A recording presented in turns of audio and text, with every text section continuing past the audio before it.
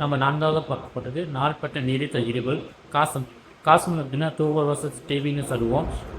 இது யாருக்குனாலும் வரலாம். பொதுவாக வந்து பார்த்திங்கன்னா அதிகமாக பலம் இல்லாதவங்களுக்கு, ஊட்டச்சத்து குறை இருக்கிறவங்களுக்கு இது அதிகமாக இருக்கும். 5லேருந்து 30 வயசு இருக்கிறவங்களுக்கும் எச்ஐவி அல்லது முக்கியமாக ஆஸ்துமா இருக்கிறவங்களுக்கு கூட இருக்கிறவங்களுக்கு இது அதிகமாக வரும். இதோட முக்கிய அறிகுறியாக வந்து பார்த்திங்கன்னா நாள்பட்ட நீடித்த இருமல் தான் எல்லாத்துக்கும். இது வந்து நாள்பட்ட இருமல் வந்து ஒருத்தருக்கு இன்னொருத்தருக்கு பரவும். இரண்டாவதாக பார்த்தீங்கன்னா சிகரெட்டை பிடிக்கிறவங்களுக்கும் சுரங்க பணியாளர்களுக்கு இருக்கிற இருமல்.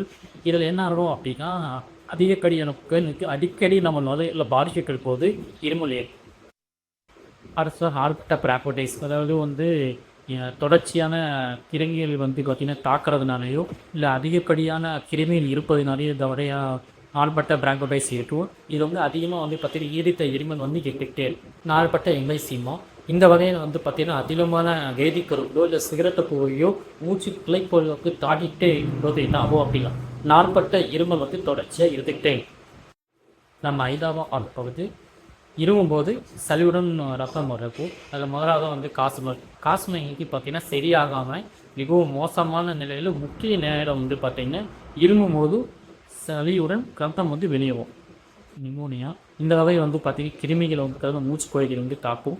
மூச்சு கோயில் வந்து தாக்கும்போது என்ன ஆகும் அப்படின்னா இருமலோட வந்து பார்த்திங்கன்னா பச்சை மஞ்சள் துருநிறம் இந்த வகையில் வந்து பார்த்திங்கன்னா இந்த சளிபுட கோயில் வந்து வெளியேறும். அந்த சமயத்தில் என்ன ஆகும் அப்படின்னா ரத்தமும் கொஞ்சம் சேர்ந்து வெளியேறும். அடுத்ததாக கடுத்தியான புழுத்தொற்று.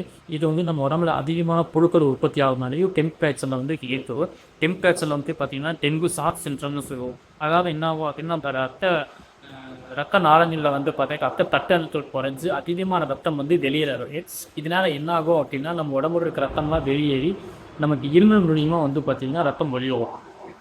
அப்படி சரியாகாமல் இருக்கிறவங்களுக்கு இது அதிகமாக வரும்.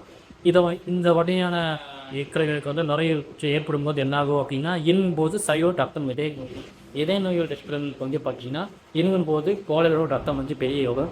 அது வந்து காரணம் என்ன அப்படின்னா இதயம் செயலிழப்பில் இருக்கிறவங்க போதுமான ஆக்சிஜன் வந்து உடம்புக்கு கொண்டு போகாத நிலையில் ஏற்படும் போது என்ன ஆகும் அப்படின்னா இதயமும் நுரையீரலும் ரொம்ப கஷ்டப்படும். அந்த மாதிரி சமயத்தில் என்ன ரத்த நாளெல்லாம் உடச்சாதான் கேப்லரிஸ் எல்லாம் என்ன ஆகும் அப்படின்னா ப்ராக்கன் ஆகி நமக்கு வந்து ரத்தம் வந்து கோலையோட ரத்தம் வாயிலேயே வெளியேறும். வெவ்வேறு விதமான இருமல் அவற்றுக்கான காரணத்தை பற்றி நம்ம பேசலாம். அடுத்த வீடியோவில் இருமல் வந்தால் எப்படி ஈஸியாக சரி பண்ணணும் அப்படிங்கிற பற்றி பார்க்கலாம்.